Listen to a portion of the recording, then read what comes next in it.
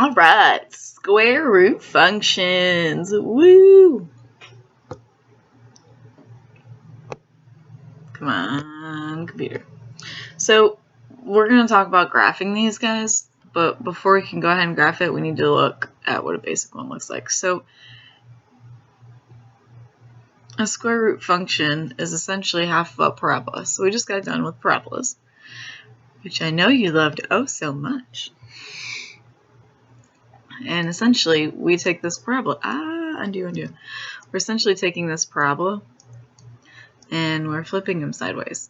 And when we do that, we only talk about the positive versions of it. We don't necessarily care about the negatives. So we're going to have essentially half a parabola looking guy. Sideways parabola. When I take that guy and I multiply it by a negative, he's going to reflect, hence the reflection part. And that means that he's now going to be going downward.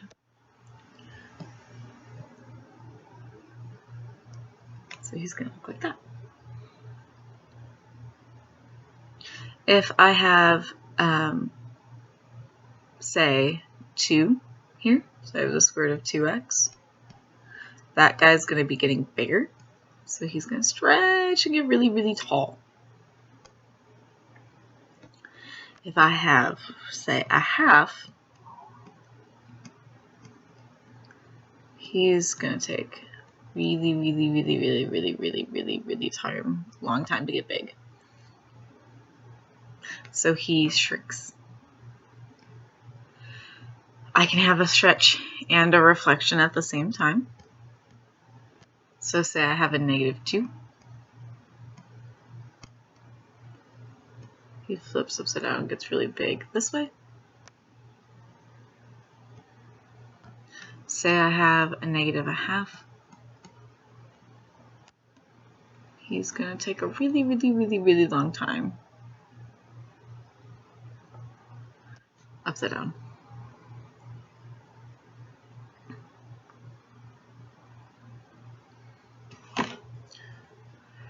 When I'm dealing with pretty colors, when I'm dealing with a number underneath my square root, we go left or right.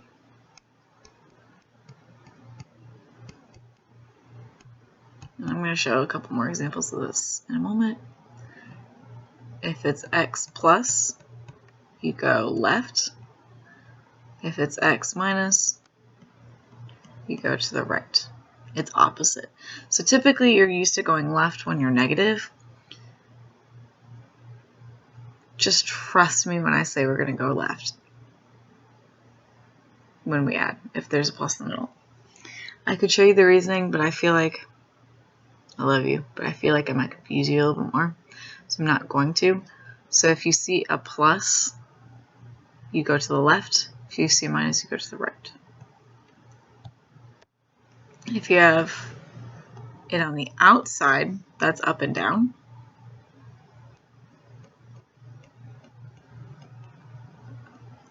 And if it's plus k, you go up. If it's minus k, it goes down. So this one's normally like you see it. If he's outside, he's normal. And then obviously just the combined, so moving up, down, left, and right at the same time. Yay! So what we're going to get hopefully used to is trying to pick out which way we're going to go. So this is just going to be the basic parent function. So he's not going any specific way. This is what everything's going to look like when we translate it. My domain are going to be my x values. My range is my y's. Intercepts are where it hits the y and x axis. So before we answer these questions, we're going to actually fill out our chart. And when we talk about the square root of something, I can't take the square root of, say, -4 in your calculator.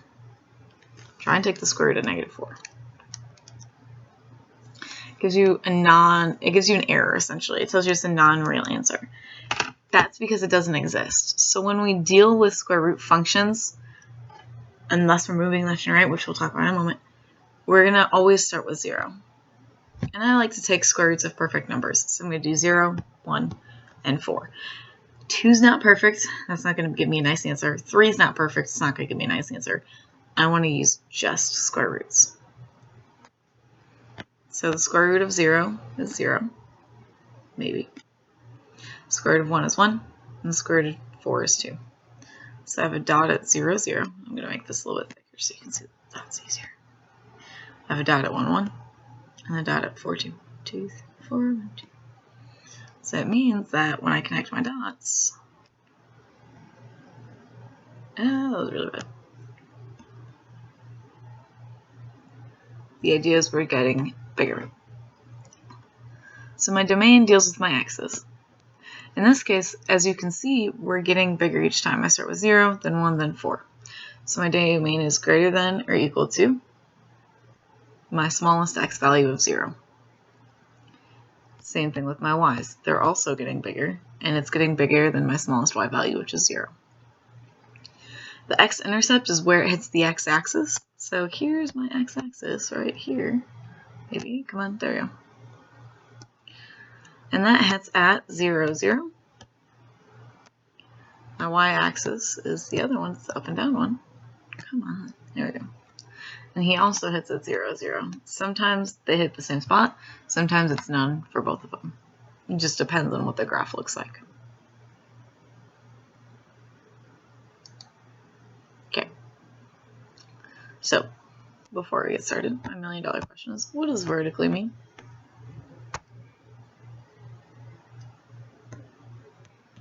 Up or down?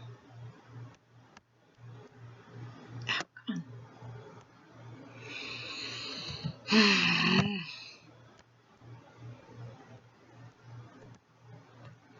So we're going to go either up or down. So if I go back a moment, I go to my chart, my guy with my chart, and I clean it up a little bit because I want to look at what I'm going to talk about. There's a little bit too much. That's this guy. Oh, I erased so much. Go back. I'm sorry, my computer's wanting to hate me today.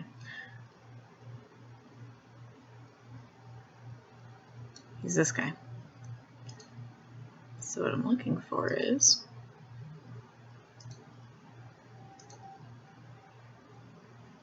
where did it go?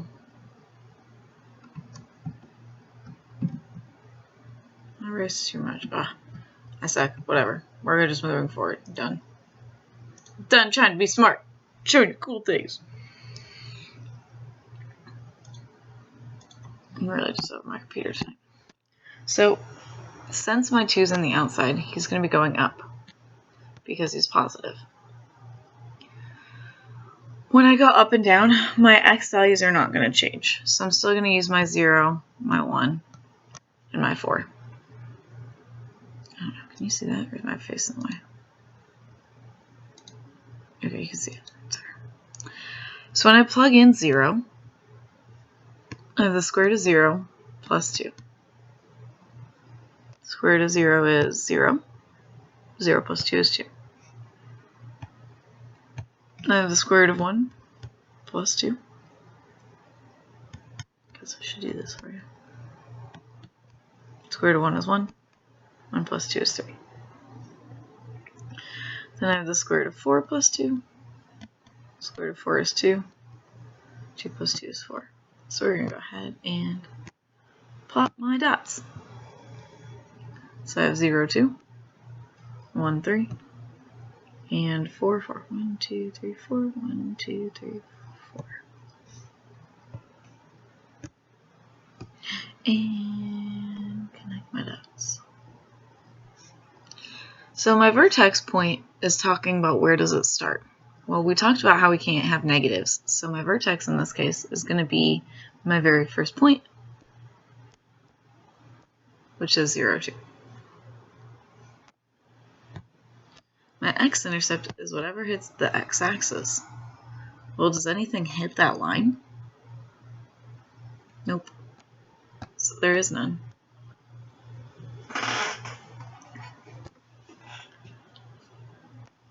My y-intercept Is that anything that hits the up and down? Do I have a point that hits that red line? That's my vertex point as well. So again, we'll be using a lot of the same points several times. Next thing we're going to talk about is my domain. Domain is x's. My x values are getting bigger. They're getting bigger than 0. My range is my y's, and they're going to get bigger than the smallest y. And my smallest y value is 2. We did it! Okay, so what way am I going to go if I'm negative?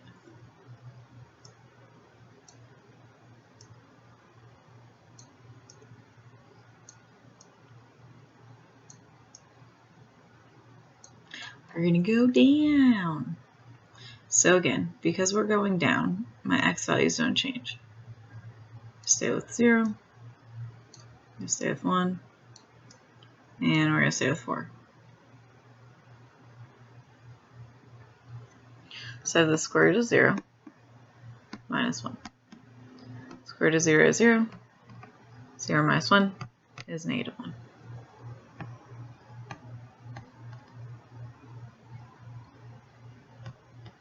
Okay. Then I have the square root of 1, which is 1, minus 1, which is 0. And I have the square root of 4 minus 1, which is 2 minus 1, which is 3. Type 0, negative 1, 1, 0, and 4. 1, 2, 3, 2, 4.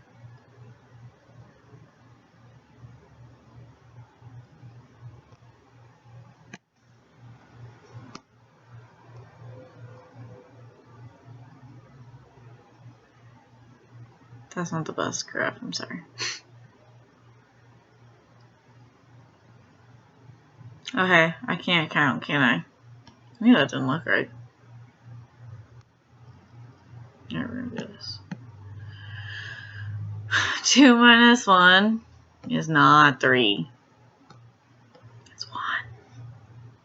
So that means that point's wrong. Which means that point should be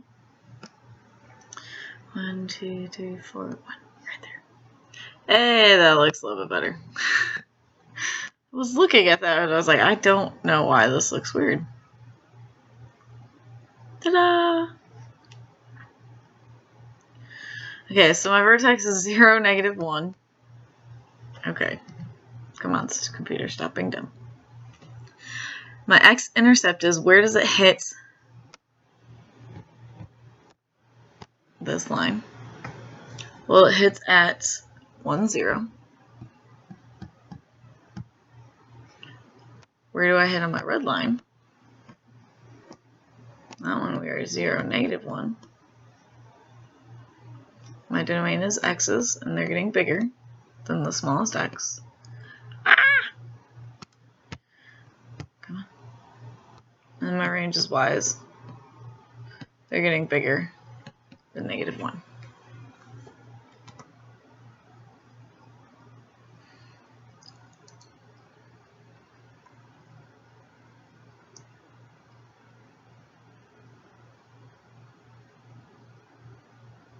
Horizontally. So left or right. I'm doing this with my mouse, so that's pretty impressive if I do say so myself. So we're going to go left or right, and it's going to be the opposite. So up and down are exactly what you see. So if you see plus, you go up. If you see minus, you go down. However, if you see plus, typically you're used to going to the right. Now we're going to go to the left. So when I deal with these, my x values are going to change. So we know we're going to go to the left. And in order to manipulate my values so that they work for me, what I'm going to do is I'm going to take my normal values off to the side. I don't want to scroll. I'm scrolling down so my face isn't in the way. I'm going to take it off to the side, and I'm going to subtract my 3. And you're going to see why in a second. So 0 minus 3 is a negative 3. So I'm going to use that as the x. 1 minus 3 is negative 2. 4 minus 3 is 1. Now I'm going to plug in my newly found x values into my equation, which is the square root of x, so negative 3 plus 3. And notice how it's in the square root, so I have to do that part first. So what is negative 3 plus 3? 0. Let's square root of 0. Ah, do you see where we're getting here? Maybe not yet. Let's try another one. We have negative 2 plus 3. What is negative 2 plus 3? It's 1. Let's square root of 1. Oh, I see a pattern coming on. Okay, let's try the next one. 1 plus 3.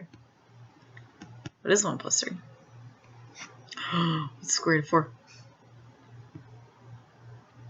So what we did by doing this little part here is we manipulated the x values so that when I went to find the square root, I'd have nice, pretty answers. We like pretty answers. We like whole numbers. Okay, so my vertex is going to be at negative 3, 0. Oh, I didn't plot any of my points. What am I doing? I don't know what to do. I can't answer any of these questions. I can't see anything. So I'm at negative 3, 0, so I'm going to go to the left 3, up, none. That's a really poorly placed dot. Let's try that again. A little better.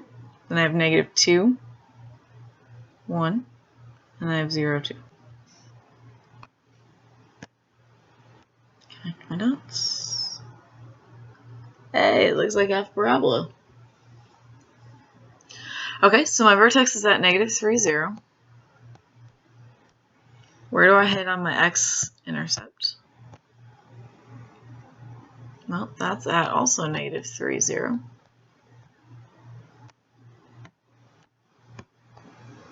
Where do I hit on the y-intercept? Well, that is at...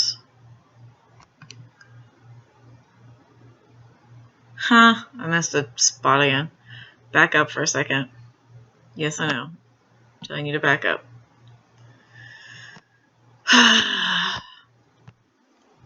This is at 1, 2. So this dot doesn't exist.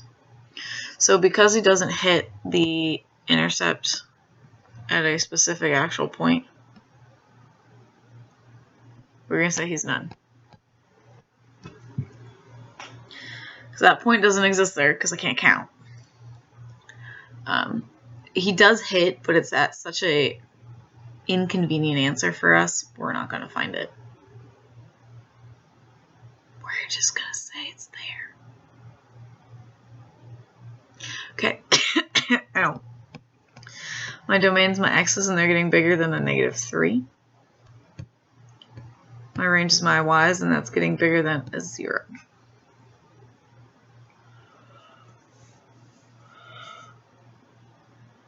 Okay. We've gone up, down, and left. Please tell me which way I'm going.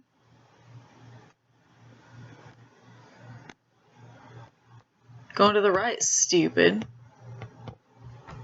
$5 you said that. $5 you said we're going to go to the right, you stupid. It's February 22nd. I'm betting you that. Okay, so if I go to the right, typically we're going to add. So I'm going to do the opposite of what I just did on the problem before. So we went to the left, so we subtracted. Since I'm going to the right, I'm going to add. So I have my 0 plus 2, my 1 plus 2, and I have my 4 plus 2. Because those are the original perfect squares. 0 plus 2 is 2, 1 plus 2 is 3, 4 plus 2 is 6.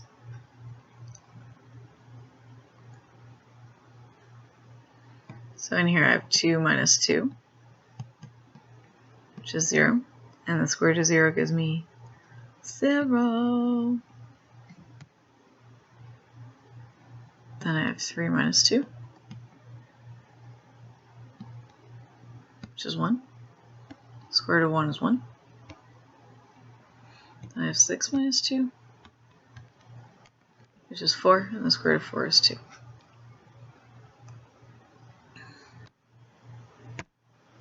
So I'm plotting my points. I have 2, 0, 3, 1, 4, 5, 6, 2.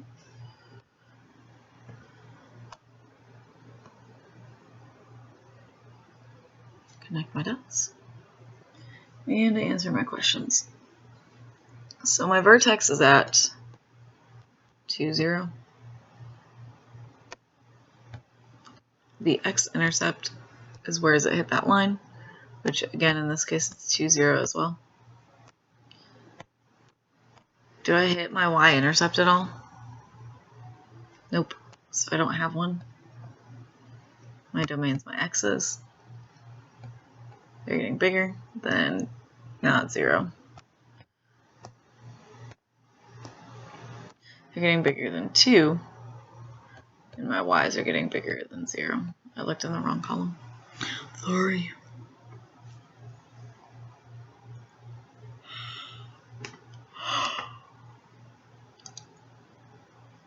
Okay. We're going to do all of this together.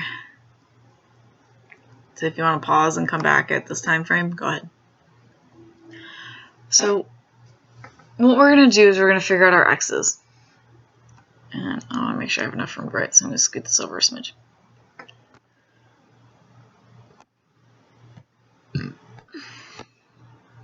If I see, if I see plus underneath, we know we're going to go to the left. If I see plus outside, we're going to go up. Doesn't matter going up to change anything, but because I'm going left, I have to change. So left is usually negative. So I'm going to take by 0, 1, and 4. And I'm going to subtract whatever's in there. So in this case, it's 1. So 0 minus 1 is negative 1. 1 minus 1 is 0. And 4 minus 1 is 3. Okay, now we're going to go plug those in. And I'm going to do my work. I don't want to move that too much. I'm going to do my work down here underneath my graph so you see what I'm doing. So I'm going to plug in negative 1 first. So I have negative 2 times the square root of negative 1 plus 1 plus 3. I'm going to scroll down so I can have room to write. So I have negative 2 times the square root of 0, because negative 1 plus 1 is 0, plus 3. Square root of 0 is 0.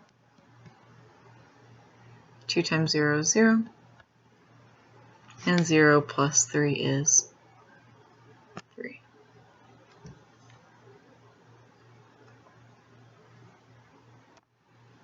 Okay, now I'm going to do the same idea, only now instead of negative 1, I have 0.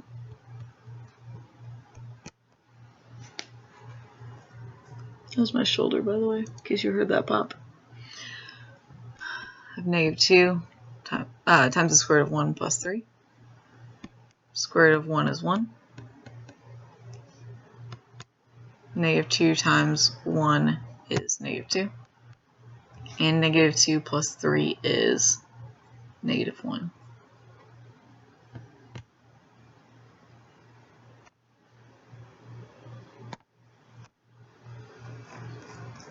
And my last point, I have negative 2 times the square root of 3 plus 1 plus 3. So negative 2 times the square root of 4. So negative 2 times 2. Negative 2 times 2 is 4. Negative 4, excuse me. So I have negative 4 plus 3. And negative 4 plus 3 is a negative 1. That didn't work out. What the heck? This is a positive 1. Green is positive 1. I told you I can't count today. I'm sorry. Negative 2 plus 3 is positive. Ooh. So it should be 3, 1, and negative 1, which makes sense because we're going down. Okay. So I'm going to go ahead and plot my points. So I'm left 1, up 3. I am at 0, up 1. And I'm to the right 3, down 1. So when I connect my graph, where you have flipped upside down,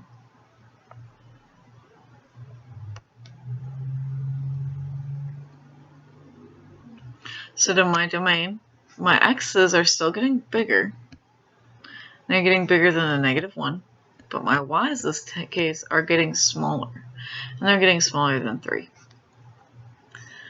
I'm getting terrible, terrible handwriting today trying to do all these, so I'm going to type this next part. So then it says to tell me any characteristics you see that happened. Well, first things first is that it flipped. So it flipped upside down.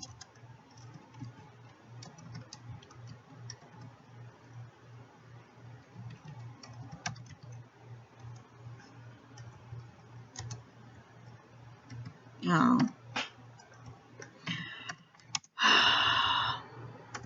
Okay.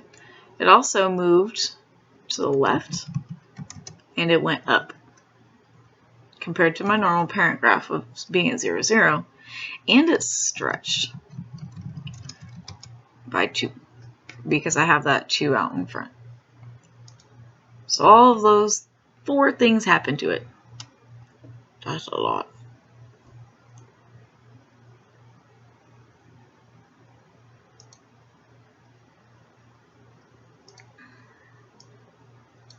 Ooh, home stretch. That is a blank one. Alright. Sorry, I was getting ready to get my blank pages bothering me.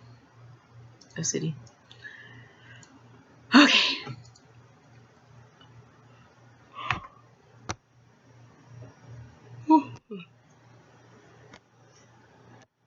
So if we are positive, we're going to go left. So I have my 0, my 1, and my 4. Left is negative. I'm going to subtract 6. 0 minus 6 is negative 6. 1 minus 6 is negative 5. 4 minus 6 is negative 2. So again, I'm going to do my work down below.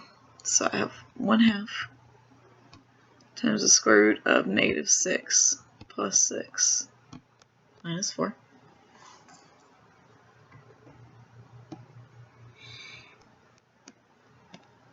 Negative 6 plus 6 is 0. I'm trying to write a positive sign, and I don't want a plus, I want a negative. Square root of 0 is 0. 0 times 1/2 is 0. And 0 minus 4 is a negative 4.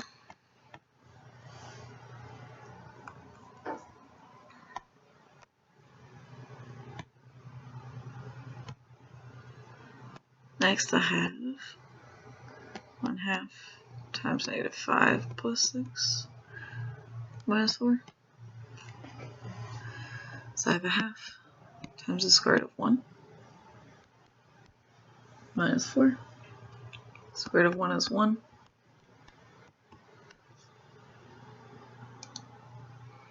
A half times 1 is 1/2. Minus 4 is negative 3.5.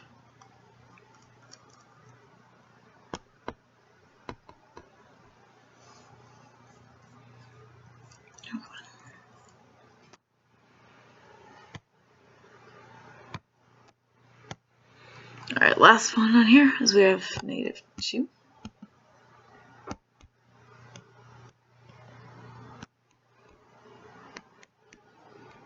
Negative 2 plus 6 is a 4. Square root of 4 is 2.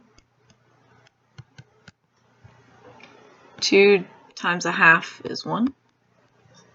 And 1 minus 4 is a negative 3. So these points are going to be really close. So we've got -6, -4. I've got -5, -3.5. We've got -2, -3.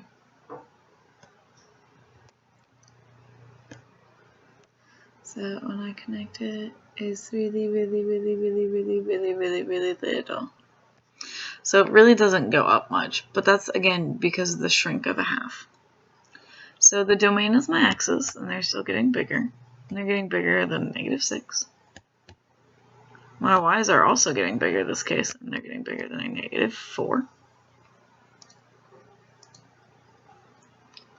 We went to the left, 6. We went to the left, and we went down. We did not reflect, but we shrunk instead of stretched. We shrunk by a half.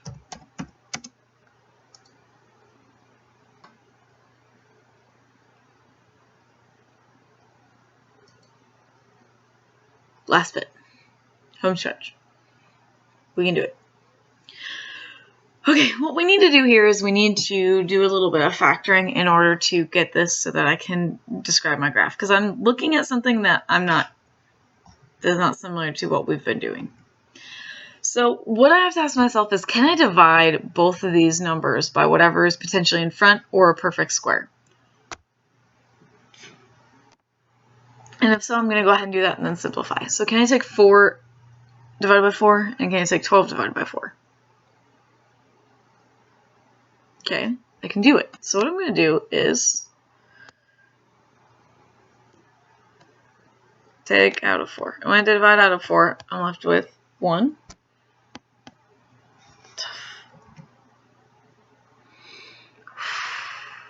Get real frustrated with the computer. I have the square root of 4. When I take out the 4, I'm left with the 1 minus 3. Well, the square root of 4 is 2, so I'm going to go ahead and take the square root of that. And what's left is the x minus 3. Then I'm asked to go ahead and describe the graph. So, because I'm going to go to a minusing, I'm going to go to the right. So I'm going to go to the right 3. And I'm going to stretch by a factor. Wow, I cannot spell today. Stretch by a factor of 2. And that 2 came from the square root of 4. One more problem. One more problem. Okay. So again, I see stuff underneath the square roots. I'm like, hey, I'm not used to that. Let's see if we can factor it out. And we divided by whatever was in front of the x. And the first example is 4. So hey, can I take 9 into 9 and 18? So 9 divided by 9 is 1. 18 divided by 9 is 2. And my plus 4 is on the outside. So make sure he does not come in the square root with him. They're not friends. They don't like to hang out. Square root of 9 is 3. So I'm left with x minus 2. Again, that plus 4 over there on the end. So this is my final answer. And we're going to say what happened. Okay, well, he is going to go, if he's minus, I'm going to go to the right. We're doing the opposite. We're going to go to right 2. We're going to go up 4. And we're going to stretch by 3. We did it! Yay!